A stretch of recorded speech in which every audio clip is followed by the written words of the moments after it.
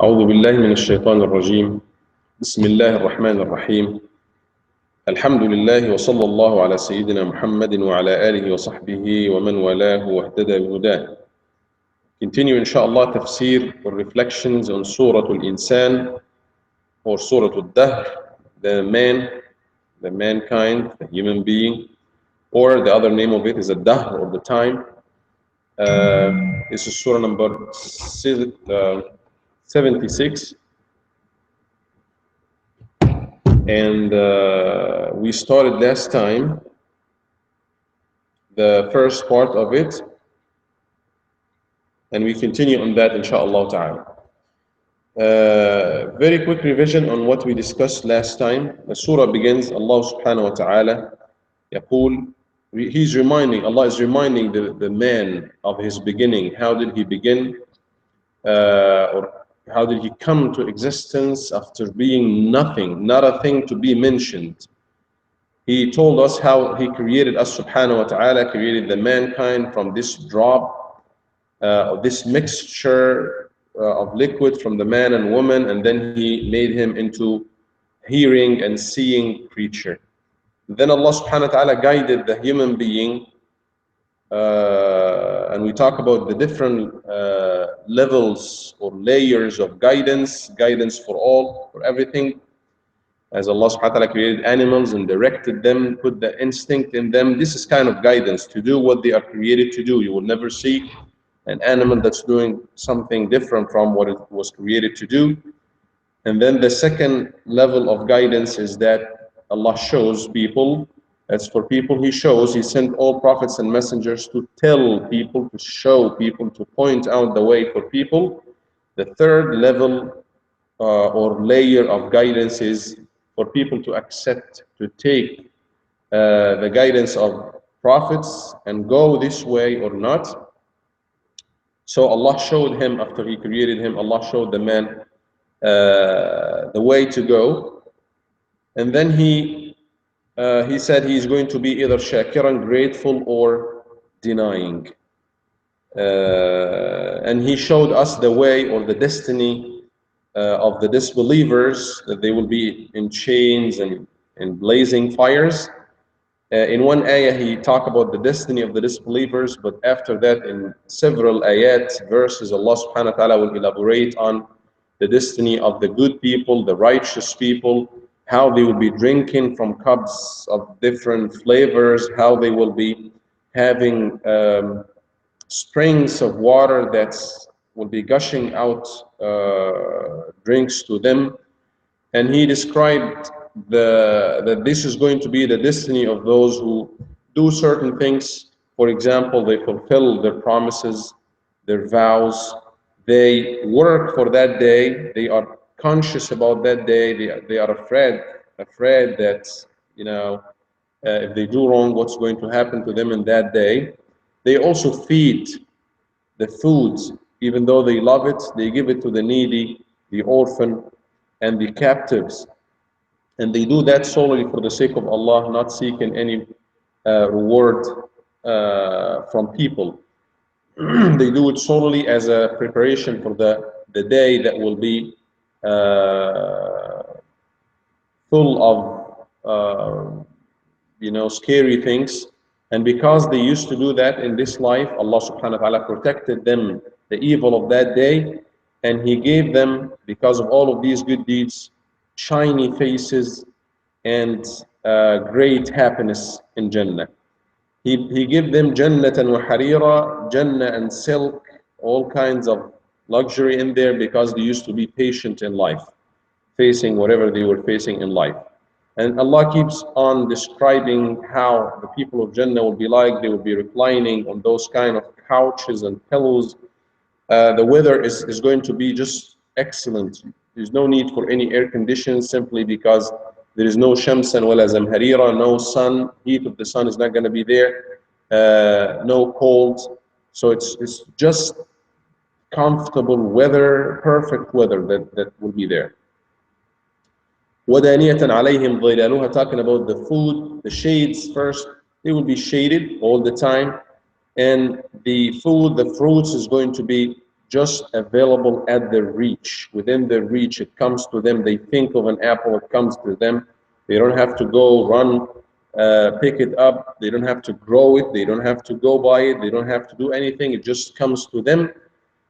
And he describes that they will be offered those kind of cups of silver that's just like so transparent, like pearls. قوارير من فضة قدروها تقديرا. They have exactly in those cups the portion that they need that's enough to satisfy them. It ruins, people drink whatever they drink for some kind of pleasure, and it affects this pleasure if it's not according to their flavor. If you give somebody who drinks coffee decaf, for example, you give him a dark roasted coffee. If you give him a different kind, different flavor, it's still coffee, but that's not what gives me satisfaction. Somebody's satisfaction is the dark roast coffee. Somebody's satisfaction is the Colombian or the light. So those cups, they involve in terms of amount, in terms of the flavor, in terms of the taste, the exact thing that gives them ultimate pleasure. قدروها تقديرا. We read all of these shades in قدروها تقديرا. They are proportioned in a very neat, in a very precise way. ويسقون فيها كأسا. Allah is talking again about the drinks. People in this life, they are very much fascinated and impressed by drinks. Drinking coffee in the morning, those who drink wine of different kinds and colors, those who drink whatever they drink, different flavors, juices, this and that. So Allah is describing that there will be a lot of drinking in there. كأسا كان مزاجها زنجبيلا. And we know there's khamr or wine in Jannah, but it's completely different from the wine here. You just get the beauty of it or the taste of it. You don't get the drunkenness or the intoxication that comes with it. عينا فيها تسمى سلسبيلا. It comes in springs. One of those springs is called Salsabila. Allah talked to us elsewhere in the Quran in Surah Muhammad, Surah Al-Qital, that there are rivers of milk, rivers of honey, rivers of wine, rivers of water, running water. All of that will be there in the Jannah, in paradise, in heaven. And then Allah describes how they will be dressing. First, وَإِذَا رَأَيْتَ ثَمَّ رَأَيْتَ. He's describing just the cup, the drink, the shade, the fruits, but then he says in ayah number 20, and if you look, wherever you look, you will see blessings, وَمُلْكًا كَبِيرًا, and great kingdom, great position, great mulk. Just enough to describe this, the hadith of the Nabi sallallahu alaihi wasallam. He said the least of the people of Jannah, and this is going to be the person who would leave hellfire, the last person to leave the fire of hell and make it to Al-Jannah. Obviously, he is a believer with some mistakes, problems, troubles, and he had to spend a sentence in the fire. But we know that true believers who die in faith and belief, even if they have problems, mistakes, they will never be in the hellfire if Allah did not forgive them, because Allah might forgive whomever He wants. And even if they die with mistakes, as long as the faith, the essence of Iman is there, and He can take whomever He wants to a Jannah. But then a group of believers, as Allah told us in the Quran, would still have to go to the fire for purification because of the mistakes and the sins that they did in this dunya. So this is obviously one of them. He is the last of the believers to leave the fire of hell and make it to Jannah. May Allah take us to Al-Jannah without any punishment in the hellfire. This person, the Prophet ﷺ said in one hadith, he will have 10 times the kingdom of this life. You try to imagine all the money of the world from Adam up until the end of the time. All the kingdom of all the kings from the beginning of time up until the end of time.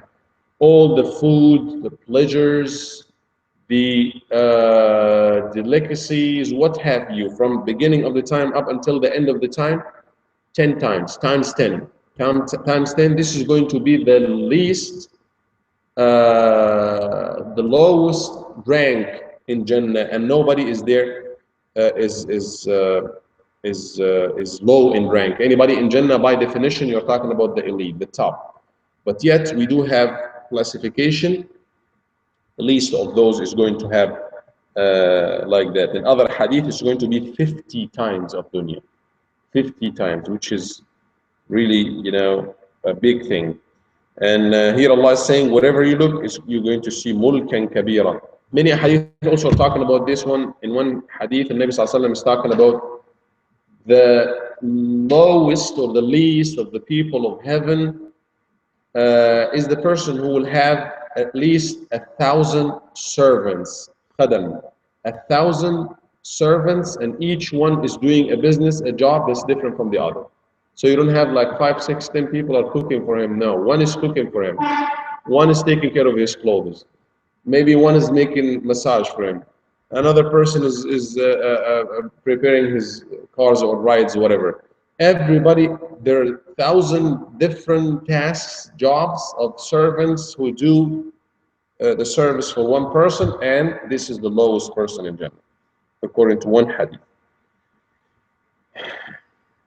وَإِذَا رَأَيْتَ ثَمَّ رَأَيْتَ نَعِيمًا وَمُلْكًا كَبِيرًا. And then he talks about the dress, how it is, will be sundus and khudr, greenish kind of silk, istabraq of different kinds, silk that's thin, and the silk that's kind of thick, وَحُلُّ أَسَاوِرَ مِنْ فِضَّةٍ, and they will have those bracelets of silver, وَسَقَاهُمْ رَبُّهُمْ شَرَابًا طَهُورًا. After talking about all the pleasures, the external pleasures of the people of Jannah, the people of heaven, how they will be drinking, what kind of cups, what kind of drinks they will have, zanjabila, what flavor, and how it will be provided to them, offered to them. If you wish, I can get you a bigger table.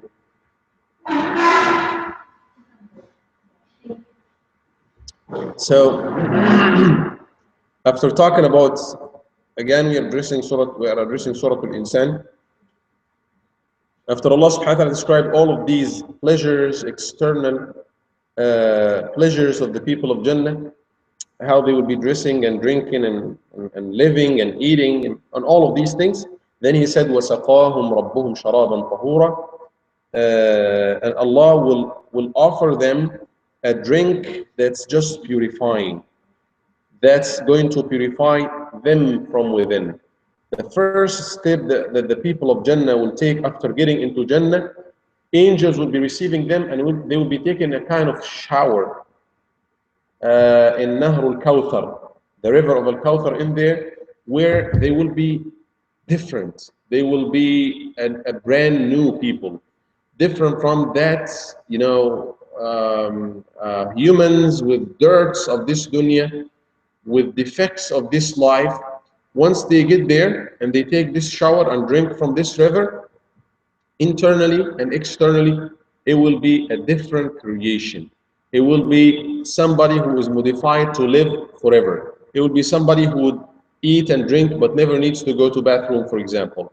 It will be somebody who will lose and leave behind hatred, envy, what have you, all the internal and external problems of the soul and of the body, they will be gone and forever.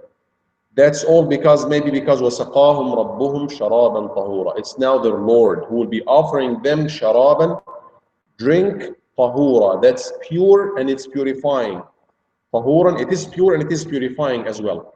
So once you get this drink from Allah subhanahu wa ta'ala, that's offered by Allah subhanahu wa ta'ala, you cannot envy anymore, you cannot be jealous anymore, you cannot have any of those negative things. You will be a person, a divine person who is qualified to be in Jannah. And you will be happy forever. You will never be sad. You will never feel that anybody is better than you. Nothing wrong that will happen to you in your body, in your soul, internally, externally, from that time on. This is the new thing that we will discuss today. This is ayah number 22, and I will read the Arabic. Let me read it all first, and then the second time I will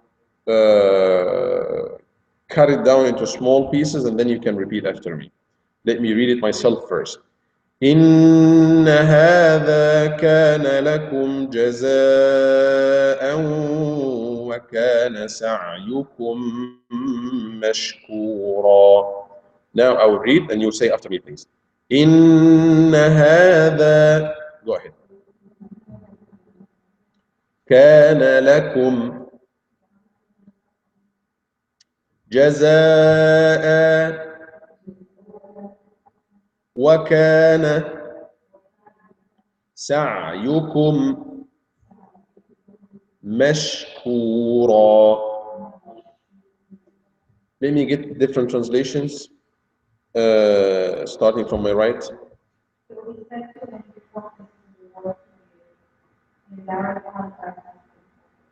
Okay, do you have another translation? Means, to my understanding, that this is the reward for what you are doing, and all your efforts have been. Mashkura means to Grateful. yes. Yeah, or kind of, yeah, we are grateful for that. Yes.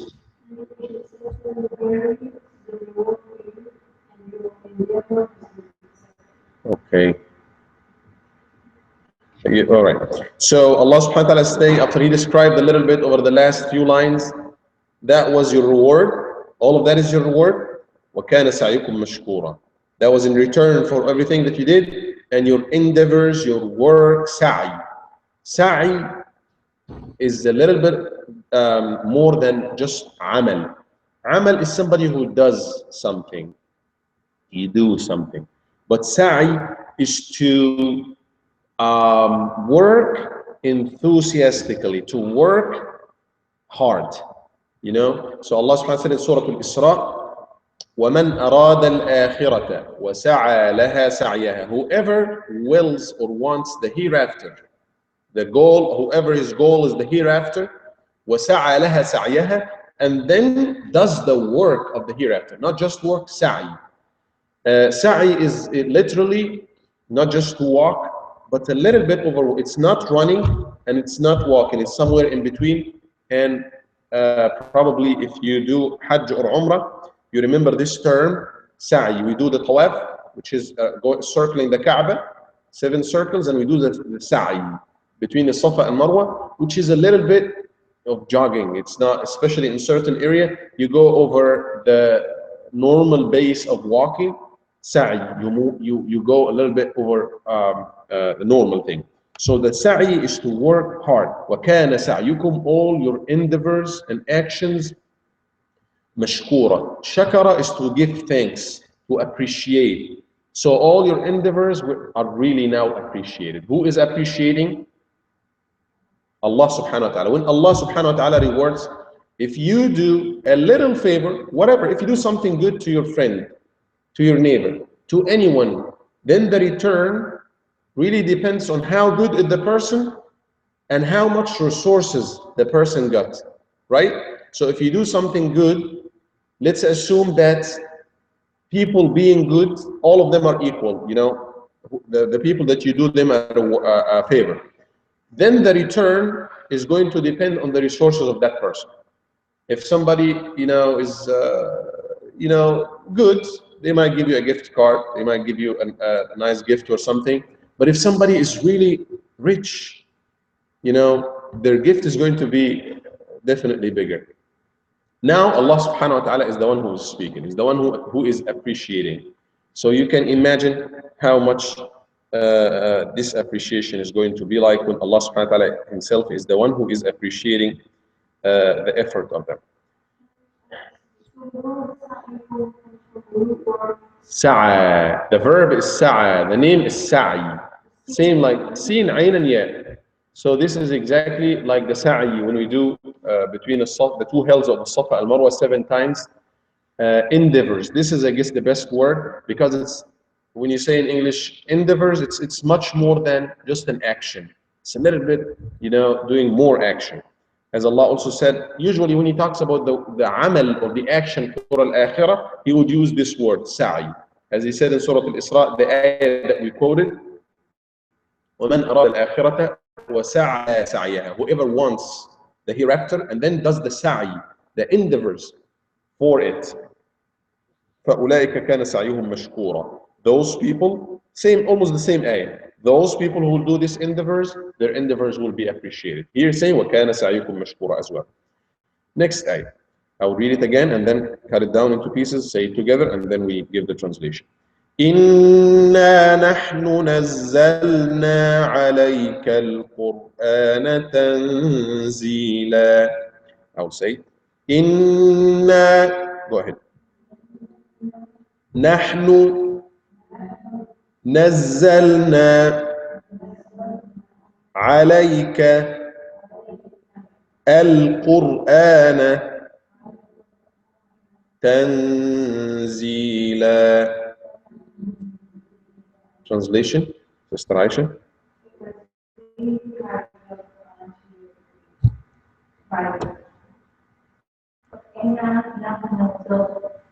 It's Us. it's us, Inna, like no doubt, Nahnu, us, Nazzalna, revealed alayka al-Quran, upon you the Quran. Tanzeel, I think it means slow revelation, like not all at once. Okay. You given the translation from your mind, right? Yeah, yeah. Okay, good, mashallah. Beautiful. Next. Very easy to sit down on you by stages. Good, mashallah. You have a different one? Sister Rose? Okay. All right. Okay. Allah subhanahu wa ta'ala, again, we said that in the Nahnu, when Allah said we, for us. What is He talking about? What kind of we is that?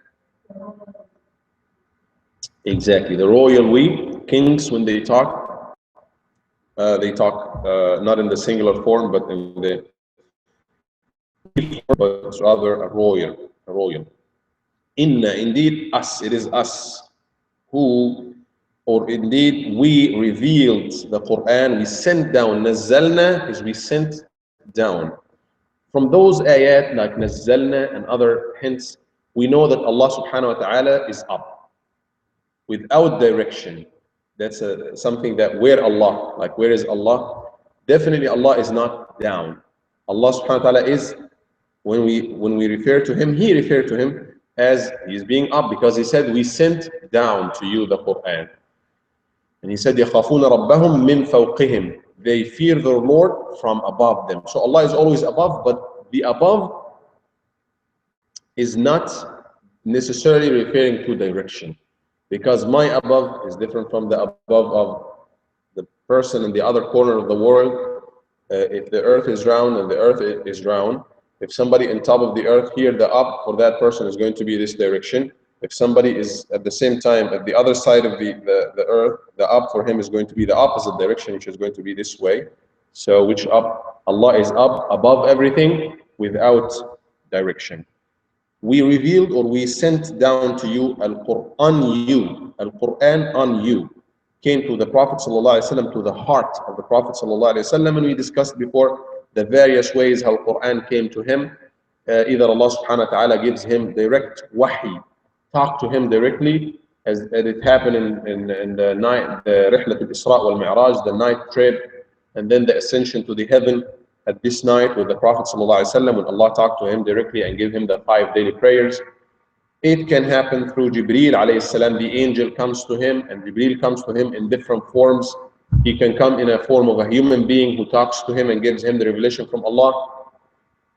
He can talk, communicate with him without the Prophet ﷺ seeing him, various ways. Tanzila, usually nazzala tanzila, this verb, this form in Arabic, it shows kind of confirmation, not just doing the action, but doing it, and giving some kind of confirmation for it. This is called maf'ul mutlaq. أكل أكلا, ضرب ضربا, سمع سماعا, نزل تنزيلا. This is a kind of form. It's not there in English, but you say, you use a verb in a sentence, and then at the end of the sentence, after that, you get the noun out of that. We did it, like you say, we. If you translate it literally, as it is in Arabic, you will say, we revealed the Quran, revealing, like revealing. So it denotes some kind of confirmation, and it also can mean also in stages, because it came, the revelation came in stages over the years, over the 23 years that the Quran came to the Prophet sallallahu alaihi wasallam. Now, next ayah. فاصبر لحكم ربك ولا تطع منهم آثما أو كفورا. فاصبر لحكم ربك ولا تطع منهم آثما أو كفورا. Translation.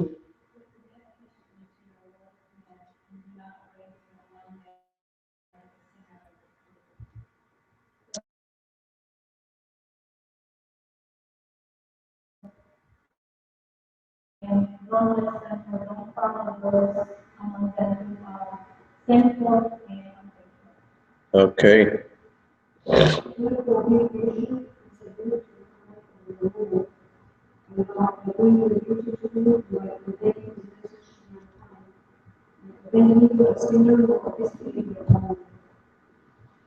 Okay. Allah subhanahu wa ta'ala, so the translation as we heard, so be patient for the decision of your Lord and do not obey from among them a sinner or ungrateful or a disbeliever. Be patient. Allah subhanahu wa ta'ala has plan, certain plan. As God, He has a plan. And He is the one who is running the world, running the show. He has decisions. He has certain way. We, in dealing with that, Allah subhanahu wa ta'ala made us kind of special beings. We feel things. We have our own also judgment of things.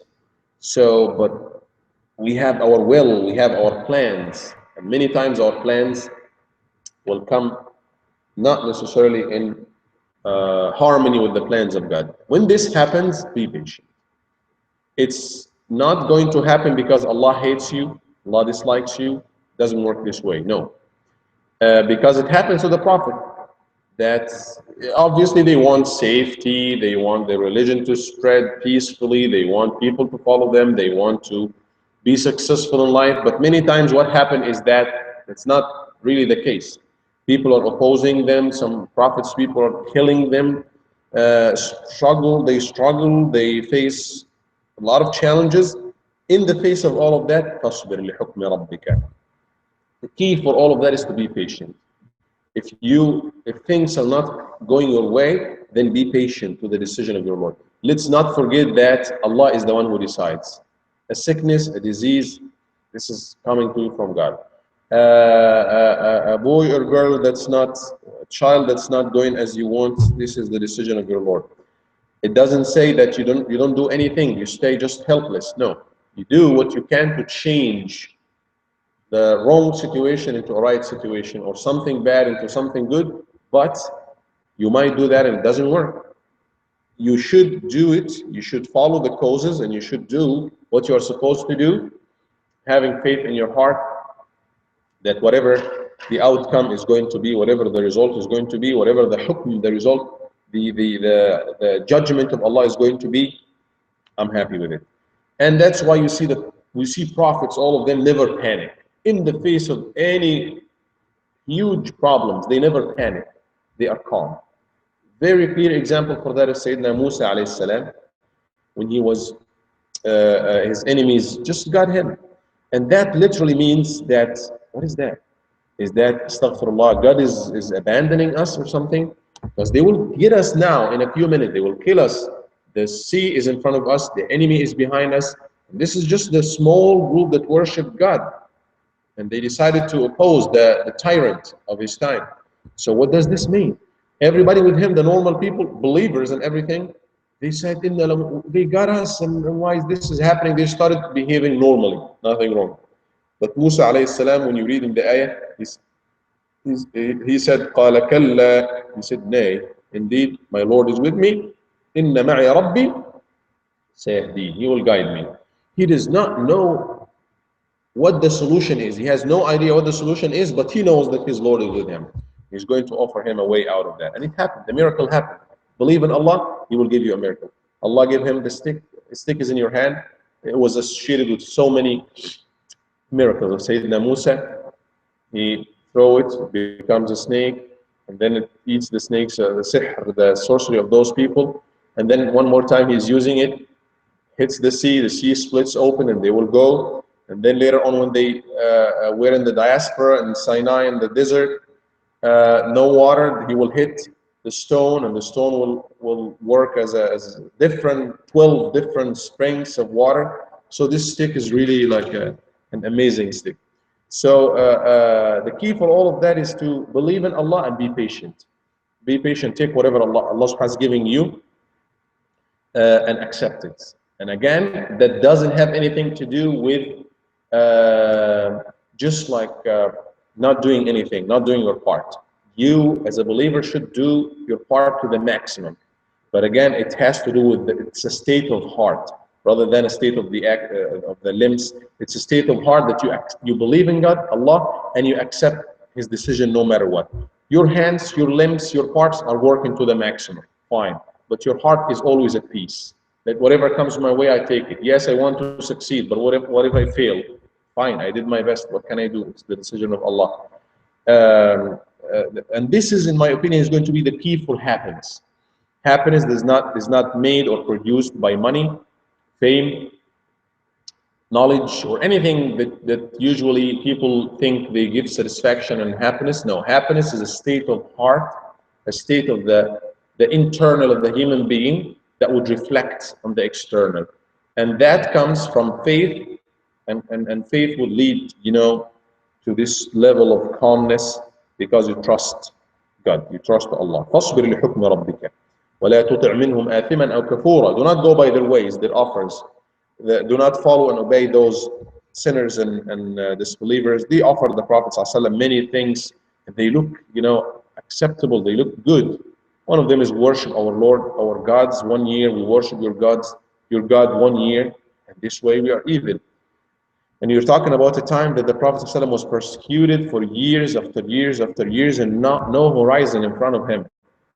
He didn't know that there's Medina and believers, and the number is going to go bigger. No, it was just like if you hear him and a few people with him, maybe we could compromise a little bit. Okay, they will give us 1 full year. Us and them, they will join us. They will pray with us to our Lord.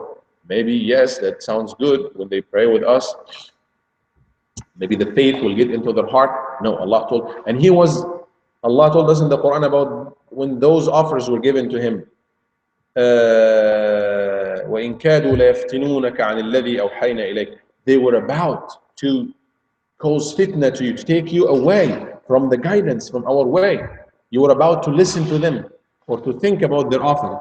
No, don't do that. Otherwise, you would have been punished. So Allah subhanahu wa ta'ala is telling us, in other words, be straight. Do not be diverted by things left and right that look shiny. Go straight on your way by the way of your Lord, and regardless of the decision of the way of the things that's happening to you, take it. It's the decision of your Lord. So the key is patience, because whatever is happening is under the control of Allah and by the permission of Allah. And again, what's good and what's bad, this is very relative. And again, I said that many times, things we tend to think good, later on we figure out they were bad. Things we tend to think bad, things that we suffer, why is this happening to us? Later on down the road, we might change our opinion and might be even grateful that this exact thing that we were complaining about had happened to us because it was all good for us. Next one. واذكر اسم ربك بكرة وأصيلا. واذكر اسم ربك بكرة وأصيلا. Translation. Okay. Agreement.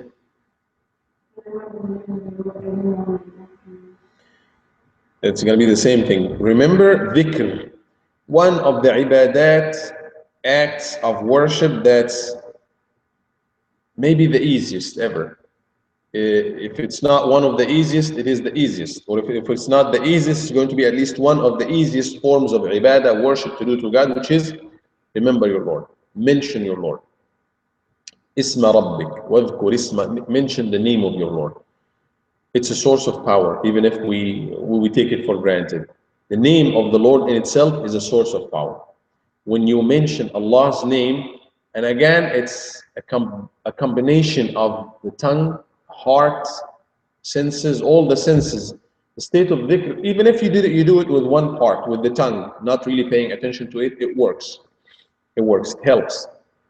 But the maximum help and benefit that you get out of the dhikr is when you do it with the tongue and the heart is present and the senses are there and you mean it. That's like this, the password for the supreme power, the password for happiness, the password for anything, the keyword for any goodness that you're looking at. Because Allah subhanahu wa ta'ala is the source of everything. وَاذْكُرِ اسْمَ رَبِّكَ, do it in the morning and in the night, beginning of the day. And Allah is telling us this, giving us this piece of advice in many surahs. بِالْعَشِيِّ وَالْإِبْكَارِ, at the nights and in the day. Here, بُكْرَةً وَأَصِيلًا, in the bukra, in the morning, the early morning, وَأَصِيلًا, like after Asr, this time the sun is leaving, which is the beginning of the day and the end of the day. You start your day by remembering your Lord, end your day by remembering your Lord. Not only those mechanical forms of things, something we say after when we wake up or when we eat. Yes, it's good to say them, but more importantly is to pay attention to that. Remembering of Allah subhanahu wa ta'ala, the Prophet said in the hadith, as he was asked, what is the best thing that ever they can do? One of the companions asked him, and he said, it is to die while your tongue is still wet of remembering Allah. Like you're just remembering Allah and you die on that. So this is the best action that anybody can do. And he said in other hadith, shall I tell you about the best of actions that you can do, and it's better for you than spending gold and silver, precious things for the cause of Allah. It's better for you than meeting and encountering your enemies and fighting them and they kill you and you kill them. Shall I tell you about something that's better than all of that? And he said, this is to say after each salah, subhanallah, 33 times, alhamdulillah likewise, and Allahu Akbar likewise. So dhikrullah is, we Muslims are lucky to have all of these kinds of prayers, books and books of prayers, and we can take as many as we can. The prayers of Ibrahim, prayers of Nuh. Allah told us in the Quran, the prayers of Muhammad. When we get married, when we, if you want some blessings for our children, when we sleep, wake up, eat, somebody even get a new clothes, see something that we like. When we're sick, anything, we have some prayers that are there. All of that is to help us remember Allah subhanahu wa ta'ala. There is, for remembering Allah, it involves all the actions of ibadah. Prayer is a remembrance of Allah. Dua is a remembrance of Allah. But the highest form of that, like there is one way of remembering is to ask Him. Like making dua, oh Allah, give me this or that, make this happen to me. It's good. But higher than this is just to praise Him without asking Him, without just praising Him. Oh Allah, you are strongest. Anta al-Qawi. Oh Allah, you have all, you praiseworthy. Praise Him just for Him. That's even better. Do it. It's like the nutrition for your soul. That's why Allah is sitting it in systematic way. It's not just to do it at 1 month and the end of the year is not there, or one portion of the day. Even if it's, can we pray the 5 daily prayers in just half an hour in the morning and we done? No, it doesn't work this way. You're still a sinner. I pray the 5 daily prayers every day versus somebody who might pray sometimes and not the other times, but he's asking istighfar. No, the other person is better, because it's just like somebody is asking, can I eat all the food, the 3 meals that I'm eating, can I eat them in the morning? You're gonna get the benefit of only 1 meal. Actually, they're gonna hurt you. If you get the breakfast, the lunch and the dinner in the morning, you're gonna get minimal benefit, and you might be even getting some harm out of that, and then you'll be starving by the end of the day. Same thing in here. It's doses, or like treatment. Can I take all the doses at one time if I have to take something every 4 hours? And then I do that. six times over the day, can I just take those 6 doses at once? Doesn't work this way. Dhikrullah is periodical. ومن الليل فاسجد له وسبحه ليلا طويلا. ومن الليل فاسجد له وسبح ليلا طويلا. Translation. And worship him and glorify him when he comes back tonight. From the night, do such stuff for him and worship him. Subject to him and glorify him the long night. Okay. Like, take a portion out of the long night and then glorify him, spend that time. Okay. During the night, prostrate yourself to him and glorify him along with Okay. Right. So here is another dose that's really the best for the nutrition of the soul. It is to pray during the night, especially here Allah might tell us something small or part of the action, but He means the whole action. So He is here saying, "Fasjud lahu," make prostration at night. It's not going to make wudu and come make prostration. No, it's going to be part of the salah. أطلق الجزء وأراد الكل. You might say, talk about one part, but you mean the whole thing. So here Allah subhanahu wa ta'ala is, but when you use this part of the action, you mean that this is one of the best of it. This is you want to highlight this. Sajda is, prostration is the title of submission to Allah subhanahu wa ta'ala. When we prostrate our forehead for Allah, and we do it at night, which is first we need rest. We're tired, but we say we are kind of saying Allah is better than even my rest when we decide to pray and leave the rest for a while. Also, at night, usually nobody knows. You're not at work and people know. Everybody knows at work that you are taking this time to pray or something, or you're praying in the masjid. It's good, but everybody knows that you're praying. But now you're praying at night. No one knows. That's sincerity and action. No one looks at you, only you and Allah subhanahu wa ta'ala. Add to that this portion of the time, which is at night, so calm. You feel close to Allah subhanahu wa ta'ala. Not many people are doing that. Many blessings are there at night to worship Allah subhanahu wa ta'ala. وَسَبِّحْهُ لَيْلًا طَوِيلًا. The order is being given to the Prophet sallallahu alaihi wasallam. Glorify him. You glorify him, O Muhammad, long portion of the night. It was made obligatory on the Prophet ﷺ in the beginning, before the salah was given to him, to pray at night. Big portion of the night. That was clear in Surat Al-Muzammil, 2 or 3 surahs before that. But that's also for the believers. Later on, it was made just after the salah, the 5 daily prayers were given. It was left as a sunnah or as an extra thing if the person wants to do it, and it's going to give you a big shot, a big nutrition for your soul. فاسجد له وسبحه ليلا طويلا. You do your prayer, and everything. And every day I plan, I'm going to do that. Always. What you get is the time that you are in right now, or whatever. When you are thinking that, the minute you are thinking of the future, once I get home, I will do that. No.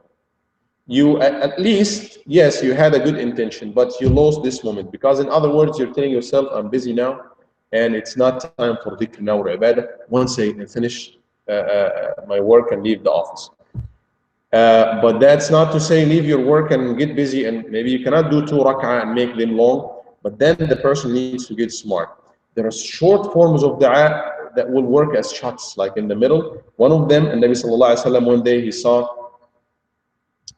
Maymuna, his wife, if I'm not wrong, she was, he prayed Fajr and he went home, and he find her just finished Salatul Fajr, and she was sitting on her prayer rug and making dua, dhikr. He left, He did something, he was there up until you could say the late morning, which is around maybe 10, 11. And then he came back, he found her sitting, the same session, saying adhkar. And he said, you're still sitting and doing the same, in the same position, saying dhikr to Allah? She said, yes. And then he offered her, shall I tell you something, a dhikr that if you say, it's going to be better than everything that you have said all of these hours? She said, yes. And then he told her, if you say, Subhanallah wa bihamdih, عدد خلقه ورضا نفسه وزنة عرشه ومداد كلماته, which means glorified is Allah subhanallah wa bihamdihi, and all praises to him, like he's high above any defects and he is worthy of all the praises, like no bad things or defects is associated with him, and he has all the praise, all the good things. Subhanallah, that's the meaning of Subhanallah wa bihamdihi. And then you say that, you say, عدد خلقه, the number of his creation, وزنة عرشه, the weight of his throne. The throne of Allah is the biggest of all the creation, bigger than the skies and earth and everything that you could imagine. It's the biggest thing ever.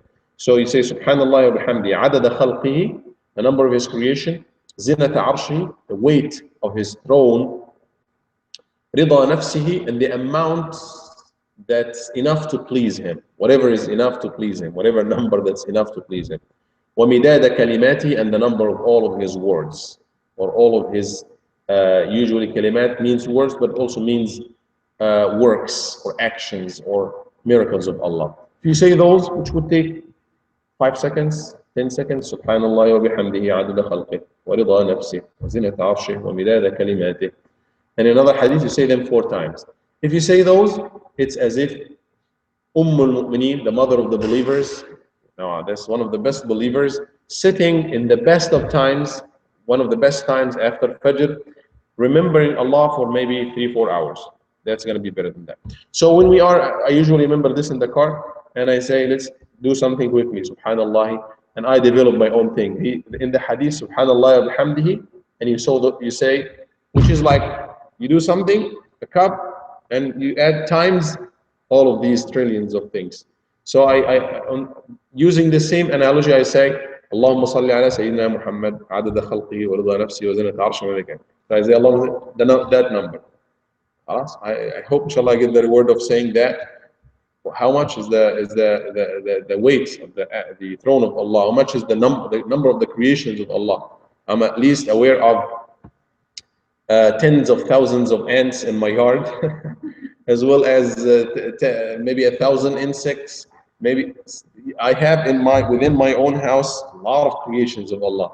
So you could imagine how many creations of Allah on earth, and then how many creations of Allah, angels. That's even much more. You say Subhanallah, that number times that number, or you say Alhamdulillah, Astaghfirullah. One of the beautiful du'as in the Quran, Allah orders us, وَاسْتَغْفِرْ لِذَنْبِكَ وَلِلْمُؤْمِنِينَ وَالْمُؤْمِنَاتِ. Ask forgiveness for your Lord and for the believing men and women. And the Prophet ﷺ said, every time you say Astaghfirullah, Allahumma gfir li wa liwalidayya wa lilmu'minin, oh Allah, forgive me, my parents, and all the believers, Allah will give him hasana for each single believer that he is asking dua for. Again, that's a short form of the dua. Oh Allah, forgive me and forgive all the believers. You're going to get a reward for each believer that you are making dua for, according to the hadith. So if we have believers now living like 2 billion, more or less, as well as all the believers from the beginning of the time, you are securing billions and billions of hasanat. So those are the forms in there, but we just need to pay attention. No. And then one time when the Nabi Sallallahu Alaihi Wasallam, I remember I read this hadith also as I was preparing, trying to remember, the Nabi Sallallahu Alaihi Wasallam was talking about something like this. A little action, you get a lot of reward. And then the man said, Ya Rasulullah, how could we be destroyed then, or how could we be punished? I mean, if it's that easy, I just say those couple of words and I get all of that. I'm not able to understand how believers will be punished then, or some of them, how could we lose? And then he said, Sallallahu Alaihi Wasallam, but you know what? You owe, like the meaning of the hadith, you owe Allah one ni'mah. A believer will be brought, or a person will be brought, and all of the actions of the best of people cannot be even equal to one blessing of Allah subhanahu wa ta'ala. So we do actions It doesn't mean that you now Allah owes you something. Astaghfirullah. No, I have billions and billions, and I'm buying Jannah now. It doesn't work this way. You do as much as you can, so you qualify to the mercy and favor of Allah Subhanahu wa Taala to get you to Al Jannah. Now, let's continue. إن هؤلاء يحبون العاجلة ويذرون وراءهم يوما ثقيلا إن هؤلاء go ahead يحبون العاجلة ويذرون وراءهم يوما ثقيلا. Translation.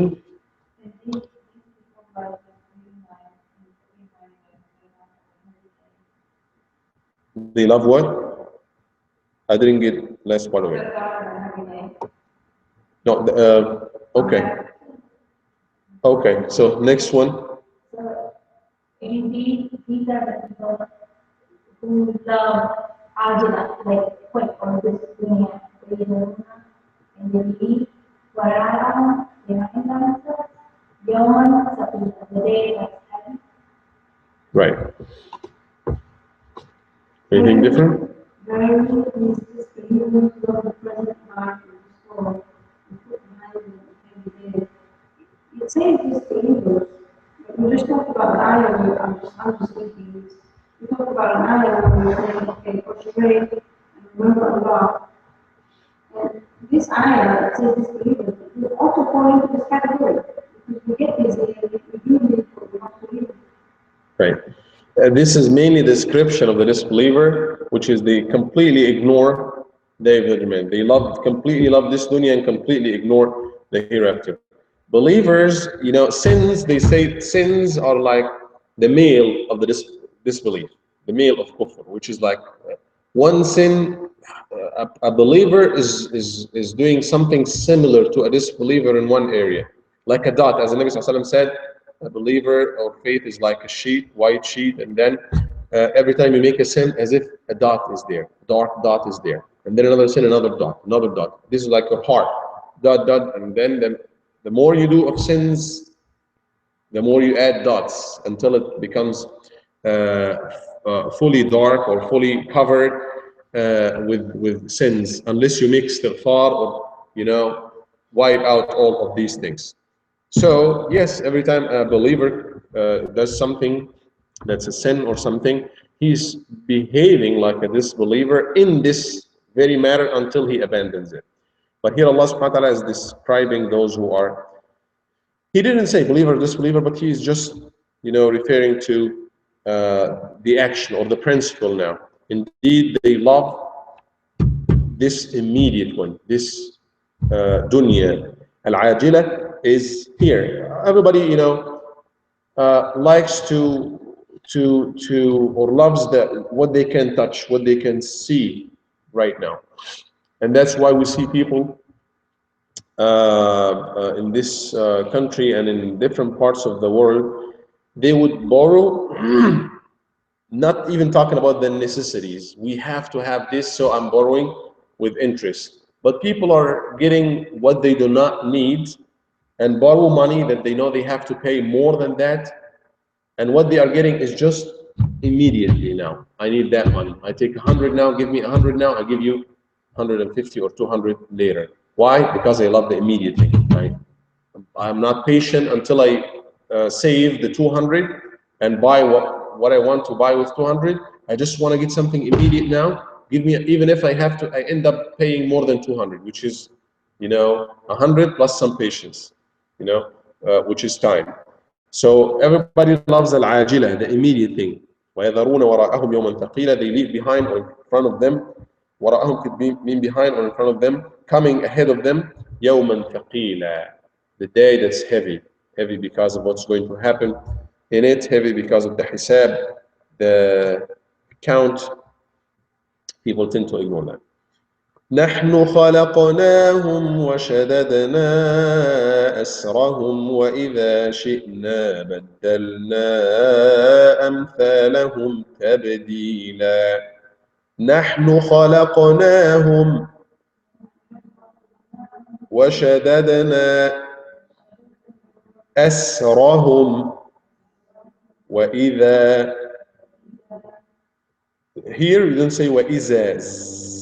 That sound like Z in English comes only with the Z, which is like a curve, Z.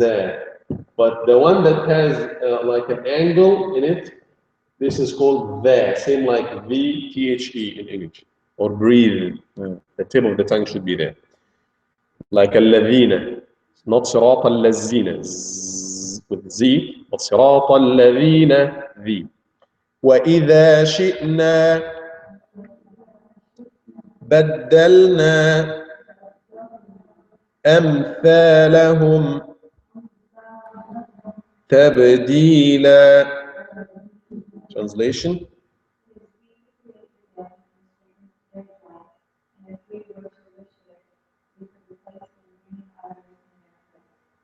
Okay.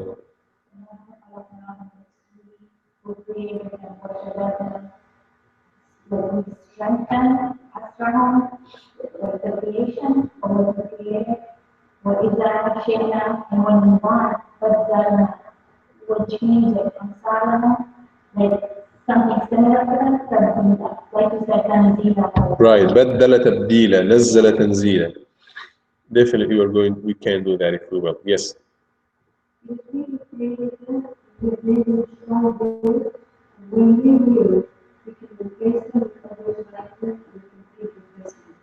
Okay. So Allah subhanahu wa ta'ala is again talking about He reminded us in the beginning of our existence after being nothing. And here He is reminding us that you are created, you came to existence by us. I'm the one who made you. وَشَدَدْنَا أَسْرَهُمْ, not only made you and you think you're now on your own. No. Who is keeping you straight, intact, running? It's not you. It's not your intelligence. It's not the physicians. It's not those who care about you. It's Allah who is keeping you intact. Sometimes I think about that. Say, subhanallah, this hand has been around for so many years. It's the same hand. I mean, how does things work? Heart, especially heart. I mean, when I feel that's pumping day and night, I mean, it should, logically, it should wear out. Blood stream is in and out like this for tens of years, non-stop. And it's a piece of flesh. I mean, it should wear out, that's my understanding, but it renews itself. And the vessels are so weak, but they handle this bloodstream day and night. The stomach, for example, and the digestion system. See how many food we put in there, and then the waste. And that happens regularly, every day, and it's not wearing out or anything. It's working, and it gives you nutrition, everything. So that's probably one of the meanings of وَشَدَدْنَا أَسْرَهُمْ. We keep them intact. They are strong. They are there. Not just created them. Yes, very marvelous thing. But then try to think of a robot, for example. Very strong and well built and everything. How long can it last? It needs lubrication, it needs this and that, and then a few years and it's gone. A human being lives, for years and years, decades and decades, and everything is working fine. وَإِذَا شِئْنَا بَدَّلْنَا أَمْثَالَهُمْ تَبْدِيلًا. And if we will, we can, replace them as we made them and as we did all of that. Because of their problems not accepting Allah and problems doing things wrong, we could easily replace them. Okay. إن هذه تذكرة فمن شاء اتخذ إلى ربه سبيلا. إن هذه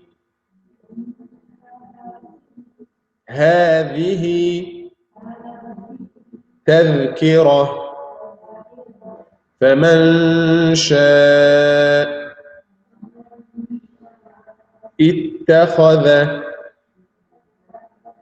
إلى ربه سبيلا. Translation.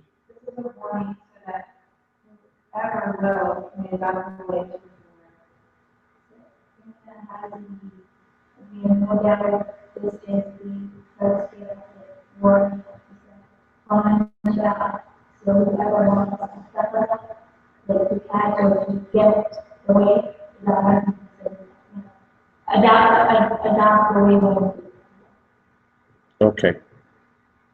very this verse of the Bible is an admonition.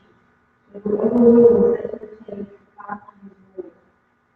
Now, indeed, this is tadhkira is not more of a warning, but it's a reminder because warning is kind of threatening. But tadhkira to remind, to remind somebody is different than warning him. Yes, they might be close in the meaning, but the tadhkira is more of a lenient form of giving uh, advice.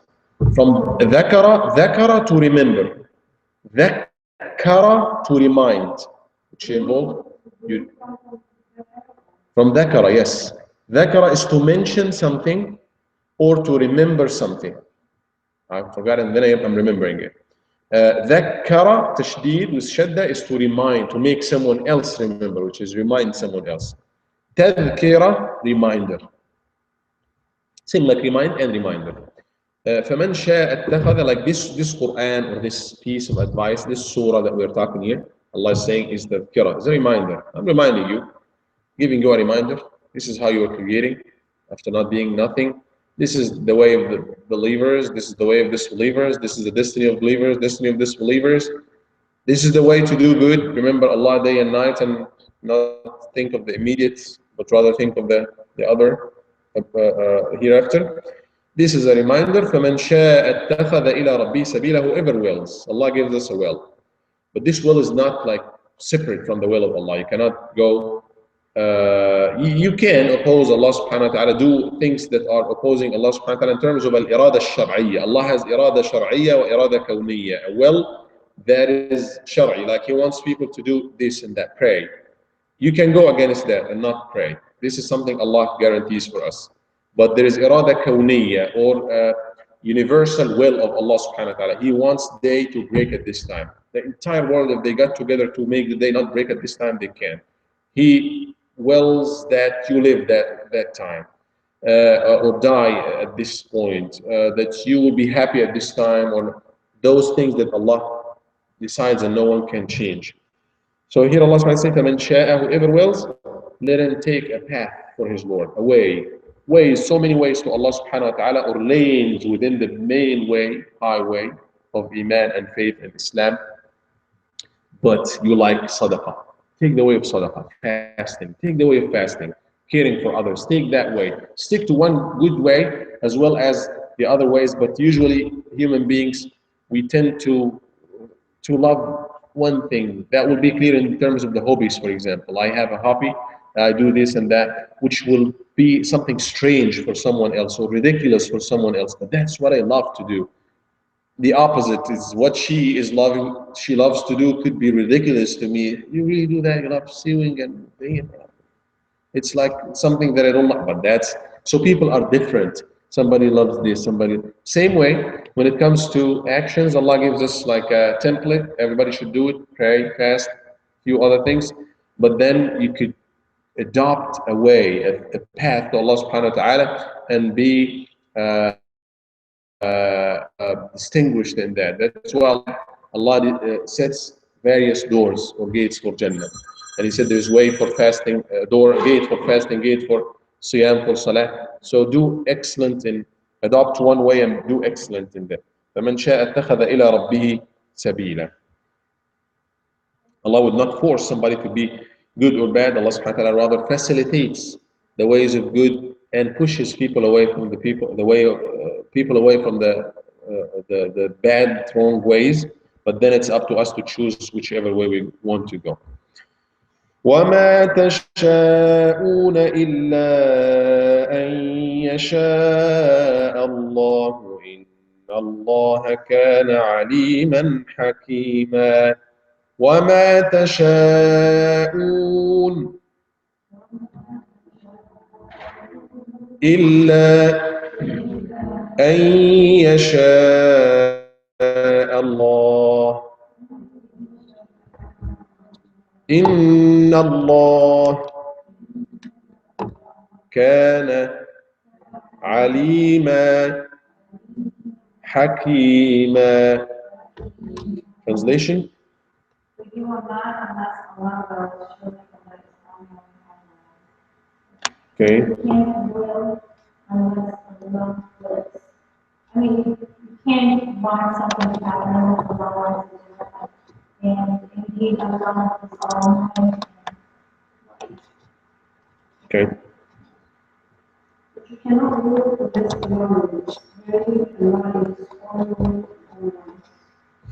Yeah, he is now talking clearly that yes, we have a will, but it's not going to be completely separate. It's kind of associate will because everything should happen by the will of Allah subhanahu wa ta'ala, the supreme will of Allah, and then we decide or we choose the way within that will of Allah subhanahu wa ta'ala. But again, Allah does not force people. That does not mean Allah forces people, but He facilitates things for people and they make their choices. يدخل من يشاء في رحمته والظالمين أعد لهم عذابا أليما. يدخل من يشاء في رحمته والظالمين أعد لهم عذابا أليما. Okay. He taught and pardoned him he was to enter. His mercy and his sinner. He has prepared a clean for you. He enters and his mercy whoever he wants, or some people have said whoever wants. He has given us was valuing of the looking forward to valuing the punishment. Okay. He would admit his mercy to the rules and ask for the valuing, he has prepared a clean punishment.